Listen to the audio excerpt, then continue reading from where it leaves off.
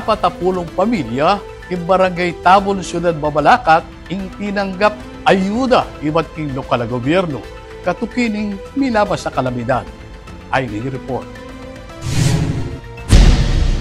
King Lagunang Mayor Jel Daquino ng Siyudad Mabalacat, midaki yung City Social Welfare Development Office o CSWDO, relief packs kareng 40 meto nga pamilyang apektado ning milabas sa bagyo at pansamantalang magdatun king Barangay Tabon covered court. Reng amanwang grocery items, donasyon la. Ibat kang Niño Reyna no RS de los Reyes ning RS de los Reyes Enterprises. Agpang kang CSWD Officer Josephine Tanglao, sa sadya na ning lokal na gobyerno ing proseso ning relokasyon para kareng evacuees. Dinikdik ng Mayor Aquino, ingulaga ning pamanigurado na atsula king masanting kabilyan reng pamilyang apektado ang king milipat la king karelang bayong tuknangan. Pasalamat siya naman ng alkalde, kareng ahensya at organisasyon na balaw sa paparalang saup para kareng mabalakenyo.